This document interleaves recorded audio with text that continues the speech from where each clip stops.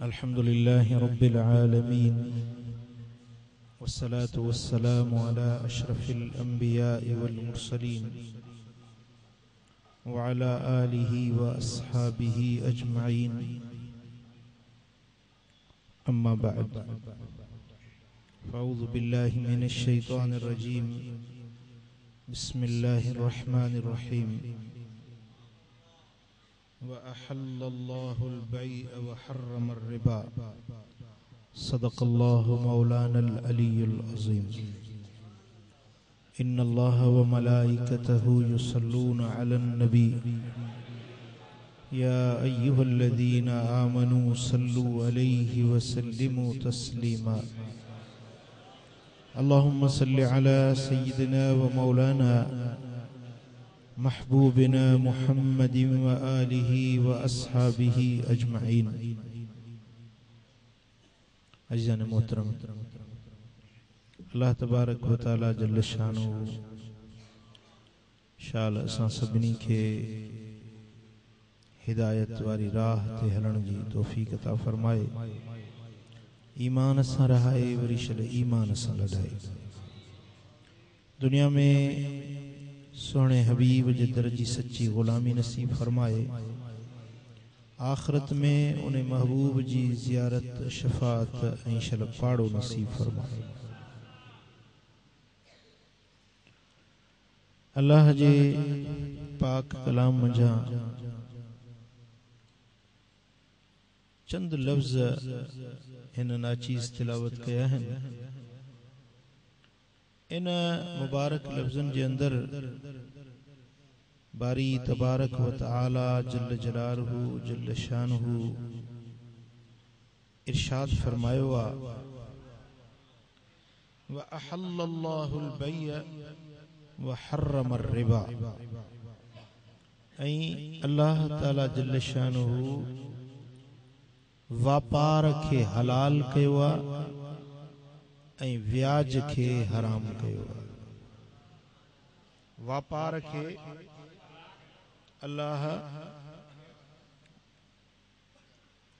अल्लाह तबारक व तआला वापार खे हलाल बनायो आ ऐं व्याज खे हराम बनायो। एक मुसलमान जे नाते असांखे हलाल रोज़ी खाइण ऐं हलाल रोज़गार जी तलाश करण ज़रूरी है। छाजे करे तो जेसी ताईं बानो हलाल जी रोज़ी न खाइंदो तेसी ताईं उन जी इबादत, उन जी बंदगी, उन जी शब्बेदारी, उन जा ज़िक्र ऐं अज़कार, उन जा मुराक़बा ऐं उन जा हज, उन जा उमरा, उन जो ज़कातूं ऐं ख़ैरातूं तेसी ताईं अल्लाह वटि क़बूल न थियूं पवनि जेसी ताईं हलाल रोज़ी न। एसी ताईं जो मालिकुल मुल्क अरहमुर राहिमीना समीउन करीबुन मुजीबुद दावाता दुआउन जे कबूल करण वारो आ, जेको शहरग खां वधीक वेझो आ ऐं उन वायदो फरमायो आ त उदूनी अस्तजिब लकुम, तव्हां दुआ घुरो त मां रब तव्हांजी दुआ खे कबूल कयां। पर उन मालिकुल मुल्क अरहमुर राहिमीन रब इए भी फरमायो आ त तेसी ताईं तव्हांजी दुआ भी कबूल न कंदुसि जेसी ताईं पेट में हलाल न पवंदी। रोज़ी हलाल जी न हूंदी उनजी दुआ कबूल न पवंदी। अल्लाह उहा खैरात कबूल नथो करे जेका हलाल रोजगार मां न हुजे। उहे सदका, उहे फितरा, उहे हज ऐं उमरा अल्लाह वटि कबूलियत जो शरफ नथा माणे सघनि जिन में हलाल रोजगार न हुजे। उन जे लाइ हर मुसलमान के जरूरी आहे त को न को हलाल जो पोरियो, को धंधो, को व्यापार, को कारोबार हलाल जो जरूर करे। अल्हम्दुलिल्लाह तव्हां फ़कीर थिया आहियो, नेक थिया आहियो, पर हिन ॻाल्हि खे ॿुधी अणॿुधो न बणाइजो। ही मुंहिंजो अॼोको सबक़ तव्हांखे याद भी रखणो आहे ऐं अमल भी करणो आहे।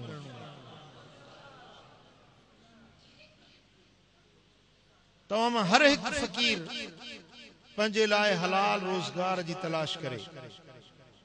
जरूरी न आहे त तव्हां का नौकरी सरकारी मिले,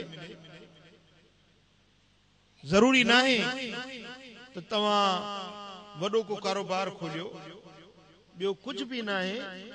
पकोड़ा ठाहे खपायो, उहे हलाल जा 5 रुपया पंहिंजे बचन खे खारायो। नंढड़ो गाडो रेड़ो लगाए बाजार जे कुंड पासे में रेड़ो लगाए बीहो, उन में जेके 5 रुपया तव्हांखे मिलन उहे अचे पंहिंजे बचन खे खारायो। इहा इबादत।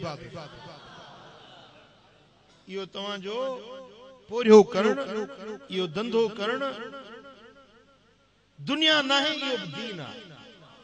ये दुनिया ना है जेको तव्हां हलाल रोजी जे तलाश में वियो, सॼो ॾींहुं मेहनत कयो, गर्मी में, काढ़े में, उस में तगारी कयो, मेहनत कयो, मजूरी कयो, ताराज़ी खणी दुकान जो माल तोरींदो रहियो। इहो सभु तव्हांजो मलाइका अजुर ऐं सवाब ऐं इबादत लिखनि।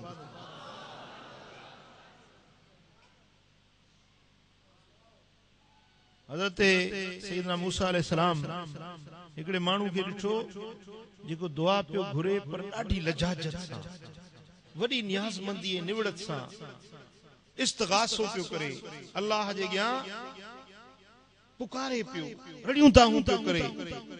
हज़रत मूसा अलैहिस्सलाम रब खे अर्ज़ कयो, मुंहिंजा मौला तूं केॾो बाझ भरियो रब आहीं, केॾो करीम आहीं।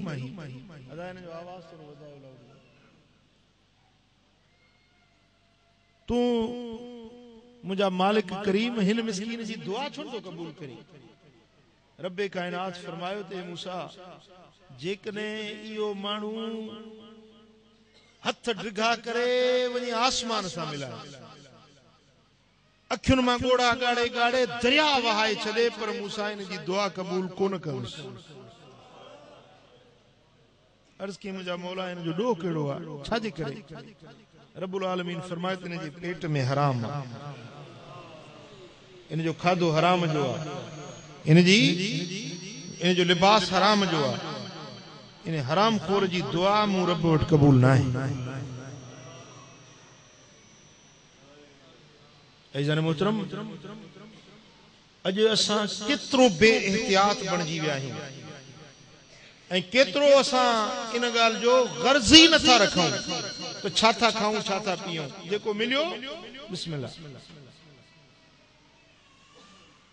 पर मोमिन बानो लुक़्मे खाइण खां अॻु में सोचींदो आहे त इहो गिरो हलाल जो आहे या हराम जो आहे, जाइज़ आहे या नाजाइज़ आहे, खावां या न खावां।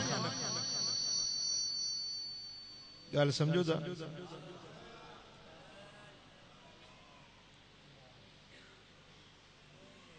पैसो कमायो हलाल तरीक़े सां, पैसो ख़र्च कयो हलाल कमनि में। छो त इन जो पैसे जो अचण जो पुछाणो आहे, इन जे वञण जो हिसाब किताब ॾियणो आहे। ॻाल्हि सम्झो? ॾाढो नाज़ुक मामिलो आहे। ख़ुसूसन पैसे जो जेको मामिलो आहे उहो ॿियनि माण्हुनि सां थींदो आहे। कारोबार कयो, धंधो कयो, वापार कयो, या जेको पैसे जो ॾेती लेती जो ज़रूर कंहिंसां न कंहिंसां कंदो न, इहो हुकूकुल इबाद जो मामिलो आहे। ऐं हुकूकुल इबाद जो मामिलो ॾाढो नाज़ुक आहे। अल्लाह वटि उन जो वॾो पुछाणो आहे, वॾो हिसाब। हत्ता के हुकूकुल इबाद जेको टोड़े वेहे भली हज ते वञे भली अकबरी हज पढ़ी अचे पर जेसी तई जन जा हक मारिया थस उहे हक न अदा कंदो अल्लाह वटो हाजी थी अचे तो माफी न मिले गाल समझो था जी मुझे सोने मुर्शिद करीम अल्लाह सिंह जो किरोड़े रहमतूं जन संगन मज़ार ते एगड़ो फकीर आयो उन दादू जो इते मातरी में आयो जी हज़रत साहब तवा जी करामत थी वई मां आयुस उतो दादू मजो मुखो गाड़ी वारे किरायो ही न घुरियो मुफ्त में पहुंचियुस करामत थी वई हज़रत साईं जन गुस्से में थी विया पान फरमायूं त नादान या मुजी करामत ना है जेकरे हुन को किरायो वठण विसरी वियो हुयो मुजी करामत मुजो मुरीद हुजी आ त तू ने के सडे चवी आ त हे तुजो हक मुडे रहला ही पंजा पैसा वठ पो ही मुजी करामत पो मुजी करामत हुई त मुजो मुरीद आही हकदारन के हक पहुंचाइण वारो है के जी हक तलफी न थो करे हां तू पराओ हुन को विसरी वई त तो भी न दिनो पराओ हक खाई आए उन जी बस में तू चढ़िए एतरो सफर करे आए उन जो हक तुझे मथा बणियो थे न किरायो अदा न कई पराओ हक खाई आए या मुजी करामत ना या शैतान जी करामत मुजी करामत तड़े हुजे हां जडे तू उने क्लिंडर के उने कंडक्टर के सडु करे चवी हां त हे तुझो किरायो वठ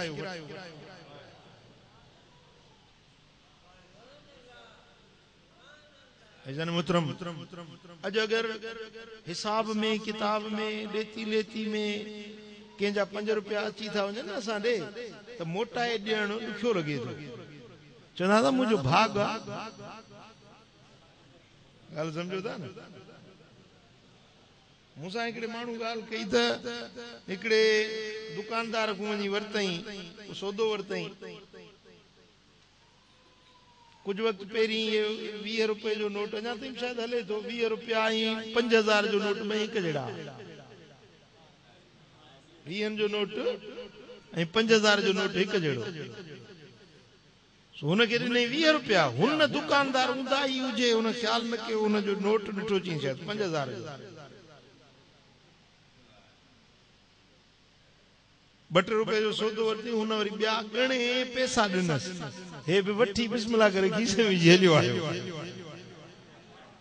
यो न सोचई तो हुन को वेसर थी वई आ पर मुखे अल्लाह ताला अकुल दिनो मुखे रब समझ दिनी आ खुदा जो खौफ होजे तो इए पराओ हक खाइण दुरुस्त ना वो वठी खणी आयो खुदा जी कुदरत 2-3 ॾींहं गुजरिया त घर में चोर पियस 50-60 हजार रुपए जो माल खणी आयस बाबा समझो था न वो हिसाब हिते ही थे तो अगते जा पादर तो पोइते न अगते जा मोचड़ा हुए तो परते न पर हिते ही हिसाब थे जेकी एड़े किस्म जा कम कन था तवा दिसो तो उन हिसाब थे तो हां एकड़ो मानू मूसा गाल पियो करे वो ये अच्छा कपड़ा पाए भी ना रोडन ते अच्छन कपड़न वाले पुलिस जेका है उने में ची मुंह से डाढो जुल्म कया जेको अचे को गरीब गुरबो बाबा न गाड़ी तो चालान कया न तो मुके 500 रुपया दे को 500 घोरा से मन 100 जे जी मु पैसा गड कया 3 लाख रुपया 3 लाख रुपया वो फुर मार जा पगार को सवा वो गड कया डाढो खुश पियो थिया हिन भेरे मुजी कमाई वडी थी आ जी ओच तो मुझे घर में एड़ो को मसलो थी पियो बीमारी जो उए 3 लाख रुपया तो ने इलाज ते लगाए छडियम पर पंजी जेका अबाणी जमीन जो टुकड़ो वरसे में मिलियो वो भी खपायुम तने घरवारी चवी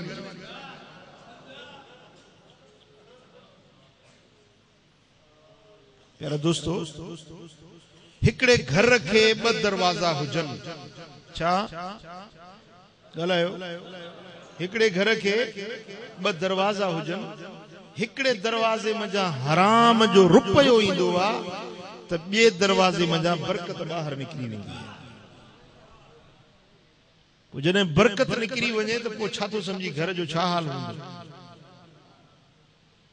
हाँ अज़ीज़ान मोहतरम, इन जे लाइ अल्लाह तबारक व तआला जल्ल शानहू असां खे हलाल कारोबार करण जी तरगीब ॾिनी आहे क़ुरान मजीद जे अंदर। ऐं हुज़ूर आका दो जहां सल्लल्लाहु अलैहि वसल्लम जन पंहिंजी उम्मत खे हलाल रोजगार जी तरगीब ॾिनी आहे। कहिड़ो बि मसलन मज़ूरी कयो, सनत कयो, तिजारत कयो, ज़राअत कयो, बनी खेती बाड़ी कयो, पोखीराई कयो, कुछ भी कयो, अल्लाह तबारक व तआला उन में तव्हां खे बरकत विझी ॾींदो। ऐं सब खां भलो कम गुज़र सफ़र जे लाइ सब खां भले में भलो कम अथव वापार। छा? वापार सब खां भलो कम आहे वापार। ऐं मुझे सोने हबीब मदीने वाले साईं सल्लल्लाहु अलैहि वसल्लम इरशाद फरमायो आहे, हबीबन करीमन फरमायो अलैकुम बित्तिजारा फइन्न फीहा तिसअत आशार रिज़्क़। तव्हां खे ज़रूरी आहे त वापार कयो। छा कयो? वापार कयो। छो त रिज़्क़ जा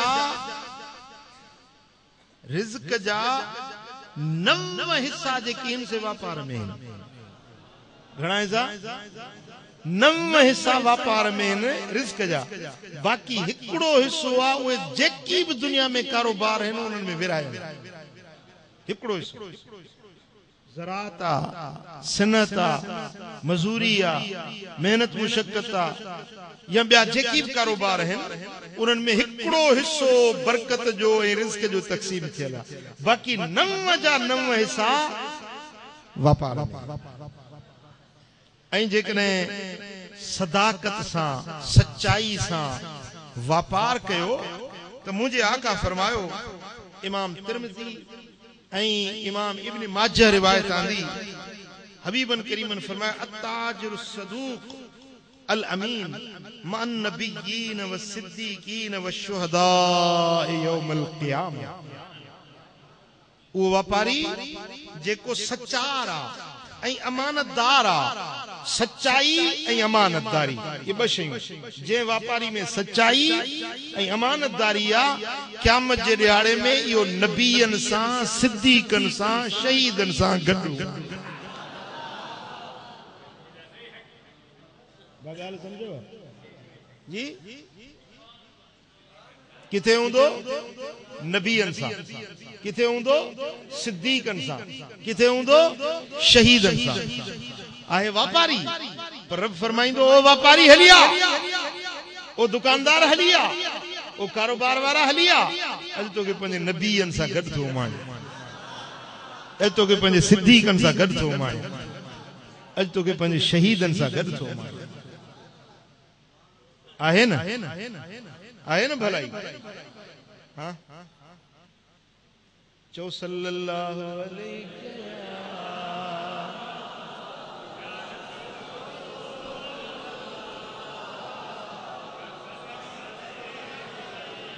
सल्लल्लाहु अलैहि या रसूल अल्लाह।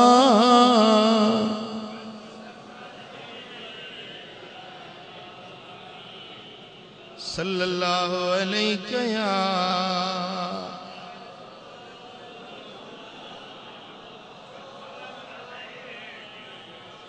सही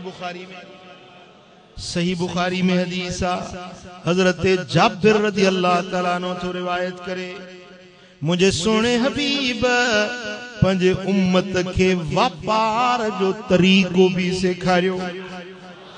व्यापार कयो त की कयो? कीअं व्यापार कयो? हाँ? सरकार फरमाइन था अन्न रसूलुल्लाह सल्लल्लाहु अलैहि वसल्लम क़ाल रहिमल्लाहु रजुलन समहन इदा बाअ व इदा इश्तरा व इदा इक्तदा।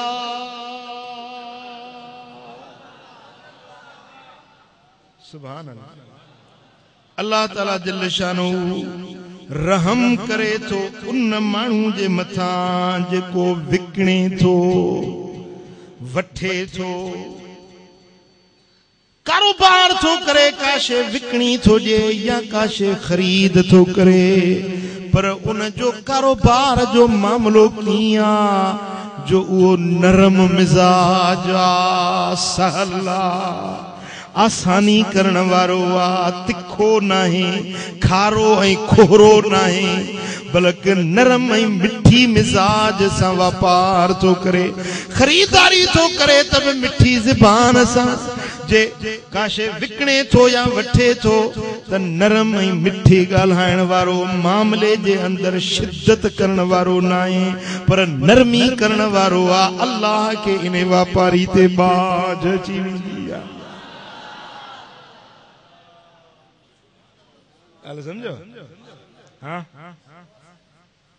जेकॾहिं तव्हां वापार कयो था त उन वापार जो यो गुर आहे जेको मदीने वारे साईं सेखारियो आहे। मेमुणनि वटि वॾा गुर आहिनि वापार जा। कॾहिं कॾहिं कंहिं दुकाननि तो गुज़र थींदो आहे तो सॾींदा आहिनि, जी आ जाओ, आ जाओ, हमारे पास बहुत अच्छा माल है, सॾींदा आहिनि। समझो था? मुझे दिलबर मोहम्मद करीम पंहिंजे उम्मत खे वापार जे वधाइण जो तरीक़ो सेखारियो आहे। जेकॾहिं दुकान वारे में नरमी हूंदी त गिराक ईंदो, जेकॾहिं गिराक में नरमी हूंदी त वापारी जी दिल भी नरम थींदी ऐं उनखे सौदो सुठे अख में ॾींदो। बस इहो हिकिड़ो गुर आहे जेको खरीदार खे भी फ़ाइदो ॾींदो ऐं विकण वारे खे भी फ़ाइदो ॾींदो। छा? नरमी हुजे, सहल हुजे, आसानी करण वारो हुजे। चओ अल्लाह।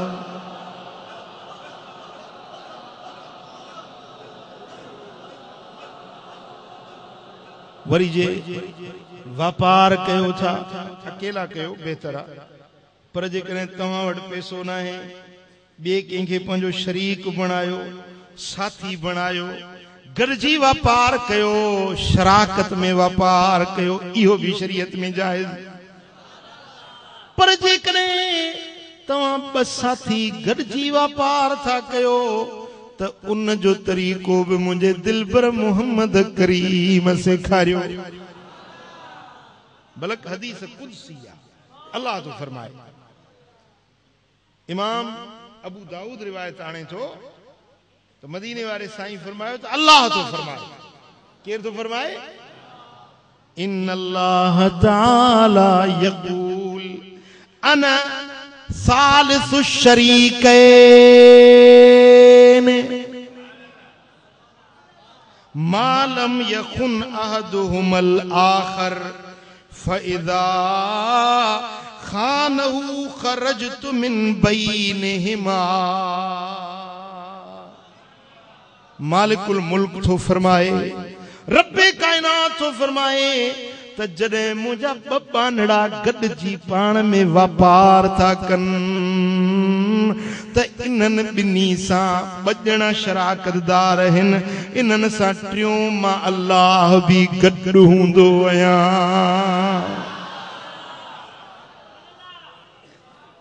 ॻाल्हि सम्झो था न? हाँ, सुभान अल्लाह। असां त रुॻो इहो ॿुधो आहे सॼी उमिरि त अल्लाह ताला ज़िक्र वारनि बाननि सां गॾु आहे, मस्जिद में नमाज पढ़ण वारनि बाननि सां गॾु आहे। बेशक को शक नाहे, ज़ाकिरनि सां बि रब गॾु आहे, बेशक इबादत करण वारनि सां बि अल्लाह गॾु आहे। पर ही त अजीब ॻाल्हि आहे जो वेठो दुकान ते आहे, करे कारोबार थो वेठो, खरीद फरोख्त करे रहियो आहे, पर अल्लाह उन सां गॾु आहे।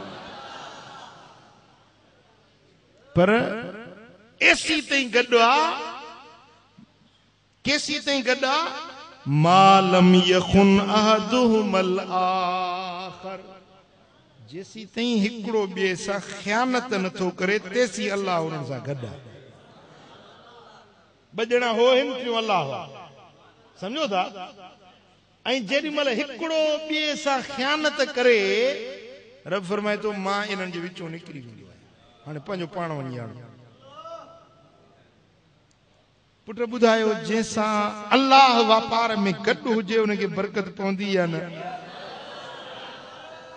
खटींदो या हाराईंदो ॻाल्हायो वापार में खटींदो या हाराईंदो पर जेकॾहिं अल्लाह उन्हनि जे विचों निकिरी वञे त पोइ खटींदो या हाराईंदो ॻाल्हायो पिराईंदो या हाराईंदो नफ़ो थींदुसि या नुक़सान पोइ जेकॾहिं शराकतदारी में वापार कयो था त पोइ ख़यानत न कयो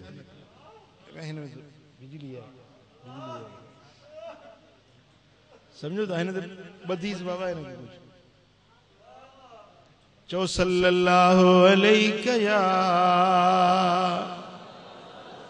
या रसूल अल्लाह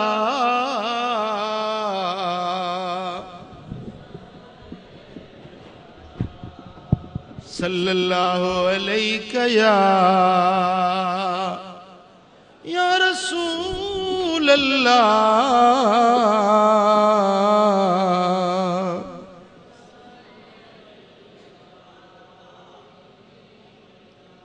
सल्लल्लाहु अलैहि या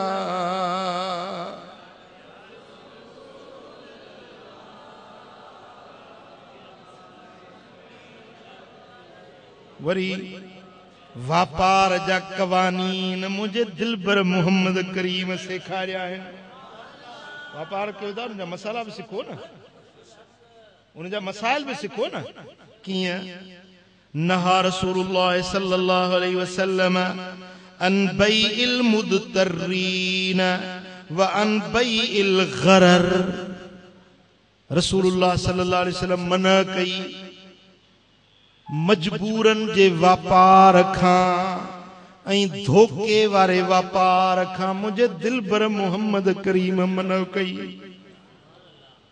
ॻाल्हि सम्झो कोन सम्झो वरी सम्झाए हिकिड़ो माण्हू मजबूर आहे वेचारे के घर में का चिंता थी वई मसलन घर में बीमारी थी वई हाणे हुन वटि कुछ भी नाहे घर जो टपड़ खपाए थो तॾहिं पंहिंजे घर जो इलाज थो कराए हाणे मजबूर माण्हू थियो आहे त पोइ माण्हू छा कंदा आहिनि उनजे मजबूरी जो ग़लति फ़ाइदो वठंदा आहिनि हाणे मजबूर आहे ऐं मूंखों सवा ॿियो कोई हिन जो गिराक बि कोन्हे पोइ जेकॾहिं शइ हूंदी 1000 रुपए जी त लॻाईंदा 500 रुपया बाबा वठी त इहे थी न त मूं वटि वधीक कोन ॻाल्हि सम्झो हुन जो जेको जाइज़ हक़ आहे उहो मारे छॾींदा ॾिसे थो त वीचारो मजबूर आहे जेकॾहिं जेको बि ज़बान मां चवंदुसि मजबूरी में उहो ॾींदो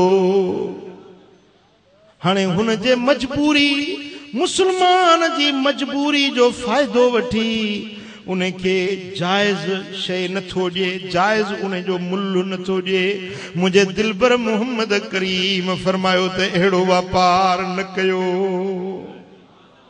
अहिड़ो वापार न कयो ॻाल्हि सम्झो था ऐं ॿिए नंबर ते मुंहिंजे आका फरमायो त धोखे जो वापार न कयो धोखे जो वापार ठगी जो वापार इएं न कयो मसलन अॻिते हिकिड़ी हदीस अचे थी जंहिंमें हुज़ूर अलैहिस्सलातु वस्सलाम जन उन धोखे जे वापार जी पाण तशरीह फरमाई है ला तशूबुल लबन लिल बैए खीर खे मिलावत न कयो विकिरे जे लाइ हिकिड़ो किलो खीर आहे ख़ालिस जेको गऊं मां आयो या मेह जो या बकरी मां घणो आयो किलो, पर हे छा तो करे जो उन्हें में किलो वरी पानी जो भी विझी 2 किलो बनाए थो। मुझे आका फरमायो त इहो धोखे जो वापार आ, इहो धोखे जो वापार न कयो, अल्लाह की इहा ॻाल्हि क़बूल न आहे। उहा ॻाल्हि समझो था? या वरी अन इब्न मसऊद रज़ियल्लाहु अन्हु क़ाल क़ाल रसूलुल्लाह सल्लल्लाहु अलैहि वसल्लम ला तश्तरु समक फिल माए फ़इन्नहु ग़ररुन, रवाहु अहमद। मुझे आका फरमायो त जेका पाणीअ में मौजूद मच्छी आ, जेका ॾिसण में ई नथी अचे, उहो वापार न कयो, छो त इहो बि धोखे जो वापार आ। इहो छा जो वापार आ? हाणे मसलन चवे थो त बाबा ही जेका ॾंड आहे न, हाणे मींहं पिया आहिनि, मुल्क पाणी सां भरिया पिया आहिनि, मच्छूं बि कुॾ ॾींदी थियूं अथनि, चवे थो बाबा हे जेको न पंहिंजो हे एरियो आहे ही पाणी, इन मंझो जेका बि मच्छी आहे उहा तोखे खपाए थो ॾियां 5000 रुपए। हाणे ख़बर न आहे त 5000 जी आहे, अलाए 500 जी आहे, अलाए 50000 जी आहे, हथ में न आहे, नज़र बि नथी अचे। ॻाल्हि सम्झो था? इहो धोखे जो वापार। हिकिड़ो पखियुनि जो वलर हीअं उॾामंदो वञे, चए बाबा इहे जेके पखी उॾामंदा था वञनि न, इहे तोखे सभई पखी 1000 रुपए में ॾिना, न को हिन जे हथ न हुन जे हथ। ॻाल्हि सम्झो था? हाँ? मुझे आका फरमायो त धोखे जो वापार न कयो, मिलावट न कयो, ख़यानत न कयो, कंहिंजे मजबूरी जो ग़लत फ़ाइदो न वठो। चो सल्लल्लाहु अलैहि या रसूल अल्लाह।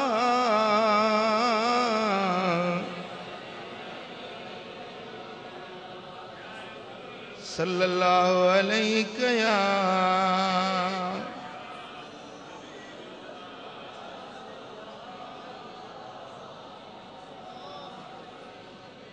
वरी खाधे जी शइ, अनाज वठी जमा करे लिकाए रखे त जॾहिं महांगो थींदो पोइ खपाईंदुसि।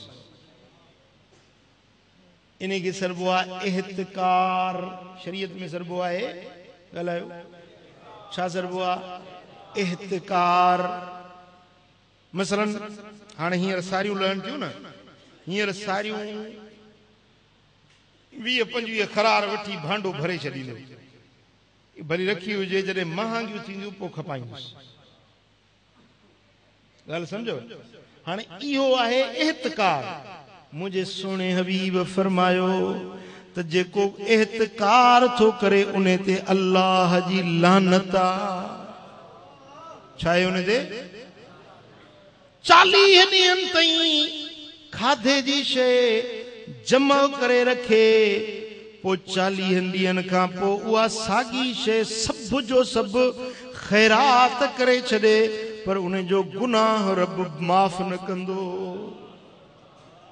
मसलन 100 मण कणक जा लिकाए रखी, महांगी थी पोइ खपाईंदुसि, 40 ॾींहं रखी, अघु न चढ़ियो, ख्याल आयुसि ये 100 मण ई ख़ैरात कई, पर जेको 40 ॾींहं गॾु करे रखिया अथई न, उन जो जेको गुनाह हुआ, भली 100 मण ख़ैरात करे छॾे त बि गुनाह न लहंदुसि। समझो ॻाल्हि? मुझे आका फरमायो मन हितकर अलल मुस्लिमीन तामहुम दरबहुल्लाहु बिल इफलास वल जुज़ाम। जेको मुसलमानन जे खाधे जी शइ लिकाए ज़ख़ीरो करे रखे तो त अल्लाह ताला उनखे 2 सज़ाऊं ॾींदो, या तो उनखे मुफ़लिसी सुञाई मिसकीनी ॾींदो, या तो उनखे कोढ़ जी बीमारी ॾींदो, कोढ़ जो मर्ज़ ॾींदुसि, बग जी बीमारी लगी वेंदुसि, या तो उनखे मुफ़लिसी सुञाई ॾींदो, या दुनिया में ऐं क़यामत जे ॾियारे में उथंदो त उन जे गिचीअ में लानत जो गट पातल हूंदो। हाँ मन तकरत आमन अरबईन लैलतन फकद बरिअ मिन अल्लाह व बरि अल्लाह मिन्हु। अल्लाह अकबर कबीरा। साईं फरमाइनि था जेको 40 ॾींहंनि ताईं खाधे जी शइ ज़ख़ीरो करे, ज़ख़ीरा अंदोज़ी करे 40 ॾींहंनि ताईं रखे त इने खां अल्लाह बेज़ार थी वेंदो आहे। यो मानू अल्लाह का बेजार आ, अल्लाह इने मानू का बेजार आ। जेका अल्लाह बेजार थी वने उनके ॿियो कहिड़ो ठिकाणो मिलंदो, ॿी कहिड़ी जाइ मिलंदसि उनखे? हाँ चओ अल्लाह अल्लाह